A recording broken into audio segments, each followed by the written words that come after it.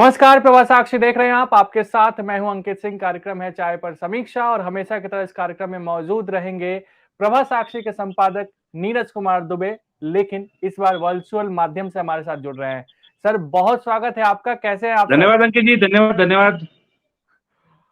दिल्ली में तो खैर बहुत गर्मी है, लेकिन आप जी जहां पर हैं वहां पे सुकून वादियों का आनंद ले रहे हैं सर। शुरुआत अपने जी, इस बिल्कुल कार्यक्रम से बिल्कुल। करते हैं और जी कर्नाटक में सिद्धारमैया की सरकार बनी है। उसके बाद कई सारे फैसले लिए गए हैं, खास करके पिछली सरकार जो कि भाजपा सरकार थी, उस सरकार में जो अहम फैसले लिए गए थे उसको बदला गया है। चाहे सावरकर से जुड़े पाठ्यक्रम हो, हेगवार से जुड़े पाठ्यक्रम हो या फिर धर्मांतरण रोधी कानून हो, इन तीनों को पलटने का फैसला लिया गया है। इसको आप कैसे जी। देखते हैं सर? कर्नाटका में देखिए, जो सरकार आई कांग्रेस की, बहुत सारे कई हम्म। सारे बड़े वादे किए उन्होंने। और जो अपना मैनिफेस्टो लेकर आए थे उसमें भी उन्होंने 5-6 गारंटी दी थी। तो कई सारी चीजें के साथ ये पार्टी सत्ता में आई और बड़ी उम्मीदें, आप देखिए कि कितनी उनको सीटें मिली। ये दर्शाता है कि जनता ने कितनी उम्मीदें लगाई। तो जब हम्म। इतनी उम्मीदों के साथ आप सत्ता में आए हैं, तो आपने जो जनता को के सामने रूपरेखा रखी थी, उन जनता से जो वादे किए थे उनको पूरा करने की दिशा में आगे बढ़ना चाहिए। यदि हम्म। आप अपने कार्यकाल का अधिकतर समय पिछली सरकार द्वारा लिए गए फैसलों को पलटने में निकाल देंगे, तो ये दिखाता है कि आपने जो वादा किया था आप उससे मुकर रहे हैं, उससे ध्यान हटाना चाहते हैं। आप आज कह रहे हैं कि हम धर्म के नाम पर जो आरक्षण देने का फैसला पिछली सरकार ने रद्द किया था उसको हम बहाल करेंगे। तो ये दिखाता है कि आप सिर्फ जो एक तुष्टीकरण की राजनीति है, सिर्फ उसको बढ़ावा देना चाहते हैं। आप विकास की राजनीति करने के नाम पर सत्ता में आए थे, लेकिन तुष्टीकरण की राजनीति को बढ़ावा दे रहे हैं। आप देखिए कि हमारा जो देश है, हमारा जो संविधान है, हम धर्मनिरपेक्ष देश हैं और हमारे यहाँ पर धर्म के आधार पर आरक्षण नहीं दिया जा सकता। लेकिन बिल्कुल। फिर आप किस तरीके से धर्म के आधार पर आरक्षण दे रहे हैं? और कांग्रेस जिस तरीके से जिस लाइन पर चल रही है कर्नाटका में, जो और खासतौर पे आप देखिए कि कार्यकाल के शुरुआती दिनों में जो लाइन पकड़ ली है, वो दिखा रहा है कि आगे आने वाला समय जो है कर्नाटका की जनता के लिए कितना मुश्किलों भरा है, क्योंकि जो उन्होंने उम्मीदें लगाई थी वो उम्मीदें पूरी करने की दिशा में ये सरकार आगे नहीं बढ़ रही है। ये सरकार किसी बिल्कुल। और दिशा में जा रही है। शायद इस सरकार का जो रिमोट कंट्रोल है दिल्ली के पास है और दिल्ली से ही ये सरकार चल रही है। और दूसरा इसीलिए हमको सारे देखना चाहिए मंत्रियों कि और वहां के लोगों को बुलाया गया है दिल्ली में।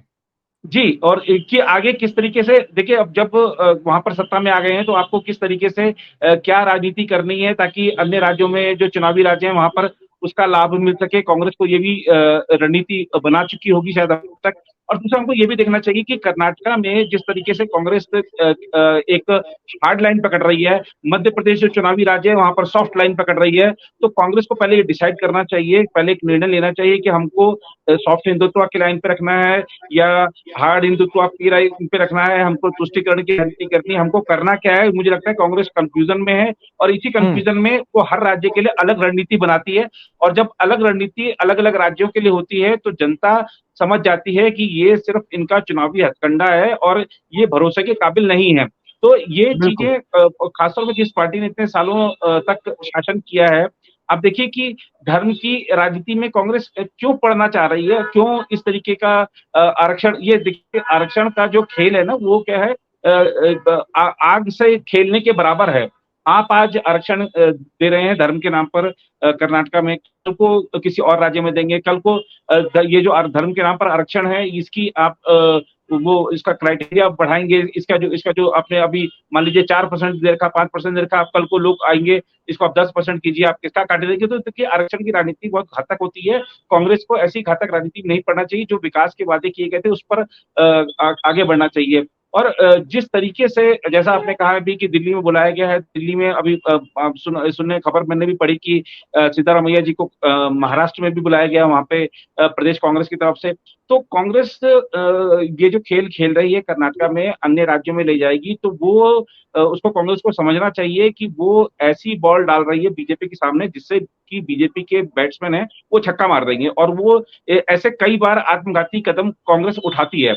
तो कांग्रेस को ये देखना होगा, हमने पहले भी इस बारे में चर्चा की है कि कांग्रेस को तय करना होगा कि हमको एक विचारधारा कांग्रेस की पहले होती थी और उसी एक विचारधारा पे कांग्रेस को अडिग रहकर आगे के कदम बढ़ाने होंगे। ऐसा नहीं चल सकता कि एक जगह आप तुष्टीकरण की राजनीति करें, एक जगह आप सॉफ्ट हिंदुत्व की राजनीति करें, एक जगह आप कहें कि नहीं संविधान सर्वोच्च है। तो क्या है, आपका सच क्या है, आप किस राह पर बढ़ना चाहते हैं, आपकी असल विचारधारा क्या है? ये मुझे लगता है कि कांग्रेस को अभी शायद एहसास नहीं हो रहा, लेकिन आने वाले समय में जनता ये जवाब मांगने वाली है। लेकिन सर सवाल ये भी है ना कि इतनी जल्दी क्या थी, आपने धर्मांतरण रोधी कानून को खत्म करने का फैसला ले लिया, इतनी देखिए जल्दी जल्दी क्या? ये थी कि जल्दी इसलिए थी कि जल्दी आप देखिए कि एक पक्ष का वोट एकमुश्त पड़ा है कांग्रेस को कर्नाटक में, है ना? तो उनका दबाव है कि आप इस पर फैसला लीजिए। आपने जो वादा किया था कि हम इन पर बैन लगाएंगे या ये आरक्षण बहाल करेंगे धर्म के नाम पर, तो आप ये पहले फैसला कीजिए, क्योंकि हमने एकमुश्त होकर आपको वोट दिया है। तो ये उस वोट बैंक की ताकत है जिसके आगे कांग्रेस को झुकना पड़ा है, और ऐसे झुक झुक कर ही, जो खासतौर पे अपना नुकसान तो किया ही है कांग्रेस ने कि ये वोट बैंक की राजनीति को बढ़ावा देकर देश का भी नुकसान किया है और उस समाज का भी नुकसान किया है, क्योंकि वो वोट बैंक हमेशा बने रहे, आगे नहीं बढ़ पाए। अब देखिए कि आज कितने हमारे जिस धर्म को या जिस समुदाय को वोट बैंक समझा गया, उससे कितने लोग हैं, हमारे डॉक्टर हैं, इंजीनियर हैं, साइंटिस्ट हैं, या अगर हम प्रतिशत के हिसाब से देखेंगे तो आज भी वो समाज पिछड़ा हुआ है। पिछड़ेपन का कारण यही है कि वो वोट बैंक बन के रहे और उनको आगे नहीं बढ़ने दिया गया। तो ये कांग्रेस बड़ी सोची समझी रणनीति के तहत चीजें आगे बढ़ाती है, और फिर से वही काम किया जा रहा है कि धर्म के नाम पर आरक्षण। अच्छा, एक चीज हमको समझनी चाहिए कि आप धर्म के नाम पर आरक्षण दे रहे हैं, सरकारी नौकरी है नहीं, है ना? सरकारी नौकरी है नहीं, अब आपने आरक्षण, उनको ये एहसास हो गया कि हमको आरक्षण मिल गया है, नौकरी भी नहीं मिलेगी, वो पिछड़ा का पिछड़ा वहीं रहेगा और आगे नहीं बढ़ पाएगा। बस उसको इस बात की खुशी है कि मेरे को कांग्रेस पार्टी ने आरक्षण दे दिया है। तो ये देश हित में नहीं है, समाज हित में नहीं है, उस समुदाय के हित में नहीं है। और अगर हम आरक्षण के भरोसे ही बैठे रहेंगे तो कभी आगे नहीं बढ़ सकते। और बिल्कुल, और वो कम्युनिटी जो है, आपको भी पता है, और जिस तरीके से जूनागढ़ में भी हमने देखा है क्या कुछ हुआ है। जी, जी। नहीं, और जूनागढ़ का देखिए एक हमको ना बड़ा आपने एक अच्छा प्रश्न किया, जूनागढ़ का आपने याद दिलाया। प्रसंग मैंने जब देखी तो मैं खबर देख के मैं थोड़ा-सा हिला, क्योंकि देखिए गुजरात में एक धार्मिक स्थल को नोटिस दिया गया है कि आप वैध हैं या अवैध तरीके से बनाए गए हैं, ज़रा इसके बारे में आप कागज़ात दिखाइए। ऐसे ही कागज़ात अन्य धर्म के लोगों के धर्म स्थल हैं, उनको भी दिए गए। तो अगर वो नहीं दिखा पाए कि वैध तरीके से हैं, तो उनको ढाया गया है। तो अगर आपको दिया गया है, तो अगर आप गलत तरीके से बनाए गए हैं तो आपको भी ढहाया जाएगा, क्योंकि सार्वजनिक संपत्ति है, पब्लिक प्रॉपर्टी है, उस पर कोई भी अतिक्रमण नहीं कर सकता है। और एक चीज हमको समझना होगा कि क्या हमारा जो देश है, हमारा जो संविधान है, उससे ऊपर हमारा धर्म है। कोई भी धर्म हो, वो हर धर्म यही सिखाता है कि राष्ट्र धर्म सर्वोपरि है, और राष्ट्र धर्म यानी कि संविधान का, नियमों का, कानून का पालन। और हमको ये भी समझना होगा कि कोई भी धर्म हो, वो कभी इस बात की इजाजत नहीं देगा कि उसकी आड़ लेकर अवैध तरीके से बनाए गए धर्म स्थल को का बचाव किया जाए। तो जूनागढ़ में जो हुआ दुर्भाग्यपूर्ण है, और पुलिस प्रशासन को सख्ती से वहां पे कार्रवाई करनी चाहिए, ताकि एक ऐसी नजीर बने कि हमने देखा कि किस तरीके से देवभूमि उत्तराखंड में अवैध धार्मिक स्थल, ये सब देखिए एक बड़ी साजिश के तहत ये सब किया जाता है। तो प्रशासन को सख्ती बरतनी होगी, और ये कोई भी देखिए किसी धर्म के खिलाफ नहीं है। इस देश में हर धर्म के व्यक्ति को अपनी आस्था व्यक्त करने, अपने धर्म का अनुपालन करने, अपने अभिव्यक्ति की स्वतंत्रता का लाभ लेने, सबकी आजादी है, कहीं कोई रुकावट ही नहीं है। सर्वोच्च न्यायालय है और तमाम हमारे संवैधानिक संस्थान हैं, जहां पर आप अपनी, अगर आपके साथ कुछ गलत हुआ तो आप जा सकते हैं। तो इसलिए इस मसले को धार्मिक एंगल नहीं देना चाहिए। ये पूरी तरह से प्रशासनिक कार्रवाई है। नियमों के अगर कोई विरुद्ध जा रहा है तो उसको रोकना प्रशासन का, सरकार का कर्तव्य है, और उसकी ये कर्तव्य निभाने के लिए जिम्मेदारी जनता सरकार को, प्रशासन को देती है। बिल्कुल। अब थोड़ा सा दिल्ली का रुख कर लेते हैं। दिल्ली में नेहरू मेमोरियल काफी इतिहास का बड़ा हिस्सा रहा है। अब उसका नाम बदल दिया गया है, नेहरू की जगह प्रधानमंत्री मेमोरियल उसे कर दिया गया है। कांग्रेस सवाल उठा रही है कि इतिहास को केंद्र की सरकार मिटाना चाहती है। भाजपा कह रही है कि हमने तो सभी प्रधानमंत्रियों को सम्मान दिया। पूरा का पूरा मामला क्या है और इसे आप कैसे देखते हैं सर? देखिए, नेहरू मेमोरियल का नाम बदलकर अगर प्रधानमंत्री म्यूजियम किया गया है, तो इस फैसले का स्वागत किया जाना चाहिए, क्योंकि ये देश की जनता से हमारे अब तक के सभी प्रधानमंत्रियों का देश की सेवा के लिए आभार और अभिनंदन है। अब आप बिल्कुल। बताइए कि जो लोग कह रहे हैं कि नेहरू मेमोरियल का नाम बदल दिया, इतिहास को बदलना चाह रहे हैं। इतिहास को कहाँ बदला है, ये कहाँ वहाँ पे चेंज कर दिया गया है कि पहले प्रधानमंत्री पंडित नेहरू नहीं थे। ये कहाँ पर चेंज कर दिया गया है कि पंडित नेहरू का आजादी के आंदोलन में कोई योगदान नहीं था। ये कहाँ पर चेंज कर दिया गया है कि पंडित नेहरू ने देश के जो बहुत सारे हमारे जो संवैधानिक संस्थान हैं, उनकी नींव नहीं रखी थी। कहीं कोई तथ्य नहीं बदला गया है। हमारे अब तक के सभी प्रधानमंत्रियों की उपलब्धियों का वहाँ पर किसी की किसी नाकामी का वहाँ पे वर्णन नहीं है। हमारे अब तक के सभी प्रधानमंत्रियों की उपलब्धियों का, देश के लिए उन्होंने क्या-क्या किया है, देश के लिए क्या योगदान दिया है, उनके जो अपने अनुभव थे, उनके जो अनुभवों से भरे हुए उनके जो भाषण है, उनका वहाँ पर संकलन है। तमाम तरह की वहाँ पर आप सोचिए कि एक उनकी जो गौरवपूर्ण गाथा है, वो सारे हमारे प्रधानमंत्रियों की अब तक है। अच्छा, हमारे लिए हर नागरिक के लिए जब कानून समान है, हमारे लिए हर प्रधानमंत्री समान है, हमारे लिए चाहे वो किसी भी पार्टी का व्यक्ति रहा हो, हमारे लिए हर प्रधानमंत्री ने देश के लिए कुछ ज़रूर किया है। पंडित नेहरू का योगदान कम नहीं है, उसी तरीके से चौधरी चरण सिंह का योगदान कम नहीं है, उसी तरीके से इंद्र कुमार गुजराल का योगदान कम नहीं है, बिल्कुल। राजीव गांधी जी का योगदान कम नहीं है, इंदिरा गांधी जी का योगदान कम नहीं है, डॉक्टर मनमोहन सिंह जी का योगदान कम नहीं है, अटल बिहारी वाजपेयी जी का योगदान कम नहीं है, वीपी सिंह जी का योगदान कम नहीं है, सारे नरसिम्हा राव जी का योगदान कम नहीं है। सारे प्रधानमंत्रियों ने अपने-अपने समय पर जो संसाधन थे, जो चुनौतियाँ थी, उनका बखूबी सामना किया। देश आगे बढ़ा है, हर प्रधानमंत्री के कार्यकाल में देश कभी पीछे नहीं गया है।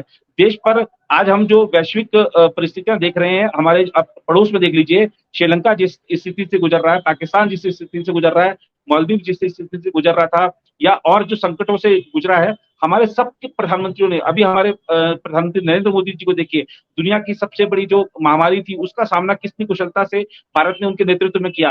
तो हमारे हर प्रधानमंत्री ने योगदान दिया है। इंद्र कुमार गुजराल जी का जब हम कार्यकाल याद करते हैं, देवगौड़ा जी का कार्यकाल याद करते हैं, हमने अपनी पत्रकारिता जब शुरू की थी, उस समय नरसिम्हा राव जी का प्रधानमंत्री कार्यकाल का अंतिम दिन उस समय चल रहे थे। तो हमने देखा है कि किस तरीके से अर्थव्यवस्था हो, चाहे वैश्विक में स्तर पर भारत के को हर महीने में आगे बढ़ाने की बात हो, तमाम वैश्विक मंचों पर भारत की बात प्रखरता से रखने की बात हो, हर प्रधानमंत्री ने योगदान दिया। तो हम क्यों एक ही प्रधानमंत्री का नाम लें? हमारे लिए सारे बिल्कुल। प्रधानमंत्री समान हैं। दूसरा बात ये है कि आप मुझे ये बताइए कि आप जो कह रहे हैं कि पंडित नेहरू जी के जो उन्होंने वहाँ पर अंतिम सांस ली थी, तो इसलिए उनका वहाँ पर मेमोरियल बनाया गया था, और हमारे और प्रधानमंत्रियों के मेमोरियल क्यों नहीं है? हमारे बिल्कुल। और प्रधानमंत्रियों के आप देखिए कि अच्छा, आप जम्मू कश्मीर कश्मीर से लेकर कन्याकुमारी तक अगर आप यात्रा करेंगे, तो आप देखेंगे कि पंडित नेहरू जी या इंदिरा गांधी जी या राजीव गांधी जी, ये हमारे 2-3 प्रधानमंत्रियों के नाम से आपको स्टेडियम मिल जाएँगे, आपको तमाम संस्थान मिल जाएँगे, लेकिन हमारे बाकी प्रधानमंत्रियों के नाम पर क्यों नहीं है? आज आप चले जाइए, प्रयागराज चले जाइए, पंडित नेहरू जी का जो पैतृक स्थल था, वो एक म्यूज़ियम के उसको के रूप में तब्दील किया गया है। उनसे जुड़े, उनके जीवन से जुड़े तमाम आपको म्यूज़ियम मिल जाएँगे, या और संस्थान उनके नाम से मिल जाएँगे। हमारे और प्रधानमंत्रियों ने क्या ऐसी गलती कर दी कि उनके नाम पर नहीं है? पार्टी हित से ऊपर उठकर हमारे को हर प्रधानमंत्री को सम्मान देना चाहिए।